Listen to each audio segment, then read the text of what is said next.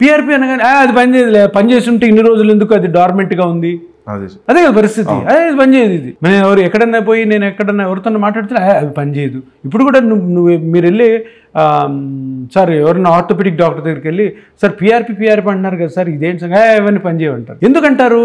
వాళ్ళు ఏమన్నా వాడారు, అది వాళ్ళ. కానీ అట్లా అది ఉంది, అది కానీ వచ్చిందంటే ఈ సర్జరీలన్నీ మూలపడతాయి అన్న ఒక భయంతో ఇలా అంటారు. ఇంకొంతమందికి అరే మనం చేయలేదు కదా, చాలామంది అంటుంటారు కదా ఇవ్వలేదని. కొన్ని రీసెర్చ్ పేపర్స్ ఉంటాయి, ఆ రీసెర్చ్ పేపర్స్ కూడా ఎవరు చేస్తారు? డాక్టర్స్ చేస్తారు. అది చేయనివ్వరు. అందరూ కూడా ఆపరేషన్ మీద రీసెర్చ్ చేస్తారు, కానీ పిఆర్పి మీద రీసెర్చ్ చేయండి. రీసెర్చ్ చేసి పేపర్స్ తీసండి, చేయరు. అసలు ఎవరు ట్రై చేయలేదు. ఫస్ట్ టైం చేసింది మనమే. 2017లో ఇపియాన్ స్టార్ట్ చేసినప్పుడు పిఆర్పి అది ఎక్కడో అక్కడ బీరువాలో మూల దాక్కుంటే దాన్ని దుమ్ము దులిపి బయటికి తీసుకొచ్చి స్టార్ట్ చేసాం. స్టార్ట్ చేసిన తర్వాత అరే ఇది తప్పకుండా ఆపరేషన్ని ఆపేస్తుంది, ఆపరేషన్ అవసరం లేకుండా ప్రతి మనిషిని కూడా ఈ నొప్పుల నుంచి బయటపడేస్తుందని ఫస్ట్ టైం ఇండియాలో ఇంత బల్లగుద్ది చెప్పిన ఏకైక వ్యక్తిని నేనే. ఇపియాన్ హాస్పిటల్లో డాక్టర్ సుధీర్ దార్. ఎందుకు ఇంత కొంచెం రూడ్గా స్టేట్మెంట్ ఇస్తున్నాను కదా, అన్నీ ఇతనే కనిపెట్టినట్టు మాట్లాడుతున్నాడు. ఎందుకు మాట్లాడుతున్నాను నేను ఇట్లా అంటే, ఇంత గట్టిగా మాట్లాడితే కానీ ప్రజల్లోకి వెళ్ళదు, ఇంత గట్టిగా మాట్లాడితే కానీ మీడియాకి వెళ్ళదు, ఇంత గట్టిగా మాట్లాడితే కానీ డాక్టర్లో కూడా ఒక చేంజ్ రాదు. అరే అరే ఈయన పెద్ద డాక్టర్. నేను దగ్గర నా పీజీ అయ్యింది 99-2000లో, అంటే ఇప్పటికీ నాకు 24 years స్పెషలైజేషన్. ఎంబీబీఎస్ 89లో స్టార్ట్ చేసి. సో ఇంత ఎక్స్పీరియన్స్ ఉన్న డాక్టరు ఈ 52 years ఏజ్ అప్పుడు ఆయన ఎందుకు ఇట్లా చెప్తున్నాడు అన్న పాయింట్ని ఇప్పుడు ఆలోచిస్తారు. అందుకని ఇది జనరల్గా మోకాలు అరుగుదల వల్ల వచ్చే నొప్పికి మోకాల్లో ఏం జరిగి ఉంటుంది అంటే, అందరూ ఏమనుకుంటారు మోకాలు మార్పిచ్చేసుకోవాలి. మోకాలు మార్పించుకోవాలంటే మోకాలంతా చెడిపోయి ఉంటుందా? ఎప్పుడు చెడిపోదు. మోకాల్లో ఏదో ఒక చిన్న పార్ట్, మోకాల్లో గుజ్జు ఉంటుంది 2 ఎముకల మధ్యలో. ఆ గుజ్జు మందము అరిగి 2 బోన్స్ రాసుకుంటాయి.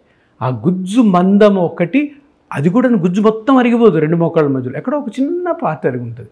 అది రాసుకోవడం వల్ల నొప్పి వస్తుంటుంది. కాన్సెప్ట్ ఏంటంటే, ఆ చిన్న పార్ట్ ఏదైతే 1 to 2 centimeters అరిగిపోయిన కార్టిలేజ్ వల్ల వచ్చే నొప్పి కాబట్టి, ఆ 1 to 2 centimeters కార్టిలేజ్ గుజ్జుని మళ్ళీ కానీ పెంచగలిగితే మీ మోకాలంతా సెటరేట్ అవుతుంది. సార్ ఇప్పుడు మీరు ఏదైతే చెప్పున్నారో 1-2% ఆఫ్ కార్టిలేజ్, ఆ కార్టిలేజ్ అనేది మళ్ళీ మీరు ఎప్పుడైతే ఇంజెక్షన్ ద్వారా రీప్రొడ్యూస్ చేస్తారో మళ్ళీ ఫామ్ అవుతుంది.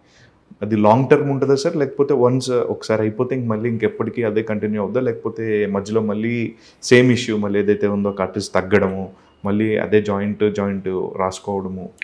ఇప్పుడు మనం ఒకటి గమనించాల్సింది ఏంటంటే, ఈ మోకాళ్ళ అరుగుదల, షోల్డర్ అరుగుదల కానీ, స్పైన్ ప్రాబ్లం కానీ, ఇతరత్ర వేరే ఏ జాయింట్ ప్రాబ్లం అన్నా కానీ ఇది జబ్బు కాదు.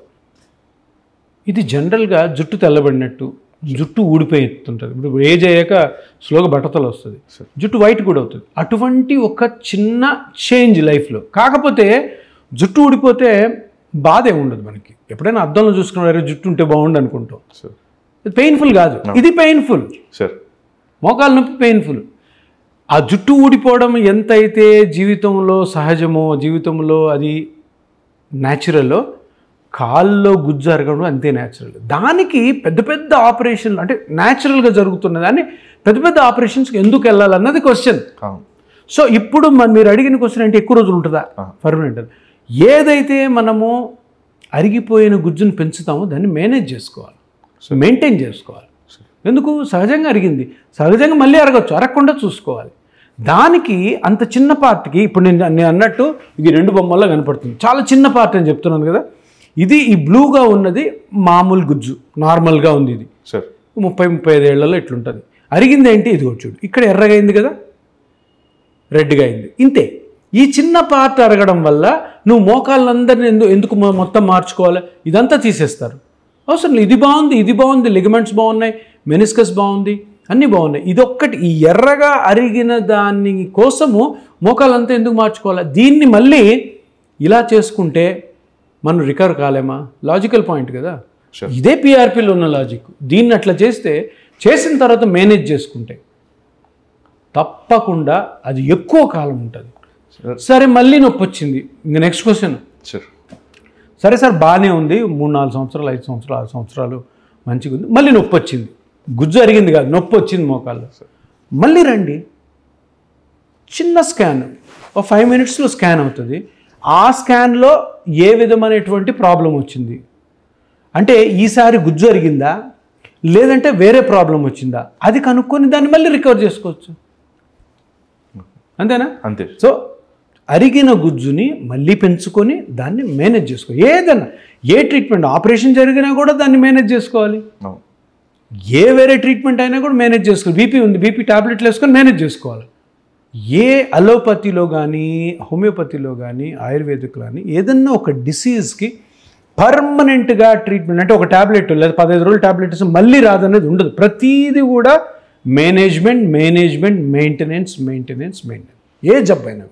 సో జనరల్గా మనకి చిన్నప్పుడు చెప్తుంటారు సార్, ఒక యంగేజ్లో ఒక 25 to 30 years మధ్యలో బోన్స్ అనేవి స్ట్రాంగ్గా ఉంటాయి. మిస్టేక్ ఏదైనా బ్రేక్ అయినా చాలా ఈజీగా అతుక్కునే వయసునది. ఒక 50 years వచ్చేటప్పటికి ఆ బోన్స్లో ఉన్న స్ట్రాంగ్నెస్ అనేది కొంచెం తగ్గుతూ వస్తుంది. సో ఇప్పుడు మీరు ఈ ట్రీట్మెంట్ 25 years వాళ్ళకి ఎంత ఎఫెక్టివ్గా పనిచేసిందో 50 years నుంచి 60 years మధ్యలో ఉన్న వాళ్ళకి కూడా అంత ఎఫెక్టివ్గా పనిచేస్తుందా సార్? 50-60 కాదు, 90-98. నా దగ్గర 90 years నుంచి 98 years వరకు 500 మంది ఉన్నారు. 90 నుంచి 98 కంటే ఎక్కువ చేయలే. అంటే ఏ ఏజ్లో అయినా కానీ ఇక్కడ పిఆర్పితో జరుగుతున్న ట్రీట్మెంట్ ఏంటంటే ఇప్పుడు షోల్డర్లో కానీ మోకాల్లో కానీ స్పైన్లో కానీ నొప్పి వచ్చిందంటే అక్కడ ఏదో చిన్నది మజిలో లిగమెంటో కార్టిలేజో డ్యామేజ్ ఉంటుంది. ఆ డ్యామేజ్ రికవర్ చేయడం, దానికి ఏజ్తో సంబంధమే లేదు. అండ్ ఇంకోటి మీరు అడిగిన దాన్ని బట్టి బోన్స్ వీక్నెస్తో ఎప్పుడు కూడా మోకాల్లో నొప్పి రాదు. బోన్స్ దగ్గరకు వస్తాయి అంతే. అందరూ ఏమనుకుంటారు నా బోన్ అరిగిపోయింది, బోన్ అరిగిపోవడం అన్నదే ఉండదు. బోన్ దగ్గరకు వస్తుంది, బోన్ దగ్గరకు వచ్చి రాసుకుంటుంది. బోన్ రాసుకోవడం వల్ల పెయిన్ రాదు. బోన్ మీద ఒక లేయర్ ఉంటుంది, సైనోవియల్ లైనింగ్ అని, అది రబ్ అవ్వడం వల్ల అది ఇన్ఫ్లమేషన్ అవుతుంది, అందుకని పెయిన్ వస్తుంది. అందరూ బోన్ అరిగిపోయింది, బోన్ అరగదు, బోన్ దగ్గరకు వస్తుంది. సో అందుకని బోన్ డెన్సిటీ, బోన్ వీక్నెస్కి ఈపీఆర్పికి సంబంధమే లేదు. బోన్ వీక్నెస్ ప్రతి ఒక్కొక్కరు, నీకు 30-35 years, నాకు 55 years 52 years, నా బోన్ వీక్గానే ఉంటుంది నీకంటే. ఎట్లా ఉంటుంది? బోన్ స్ట్రాంగ్ ఉంటుంది, కానీ బోన్ వల్ల ఎప్పుడు నొప్పి రాదు. బోన్ వల్ల ఆస్టియోపోరోటిక్ అనే బోన్ బాగా వీక్ అయిపోతే 70-75 ఏళ్ళ తర్వాత ఫీమేల్స్లో ఎక్కువ ఉంటుంది. బోన్ వీక్ అయితే ఏంటంటే ఒక దగ్గర పెయిన్ ఉంటుంది, బాడీ అంతా ఒక రకమైనటువంటి పెయిన్ వస్తుంటుంది. అంతేగాని మోకాళ్ళ అరుగుదలకి బోన్ అరగడానికి బోన్కి సంబంధమే లేదు.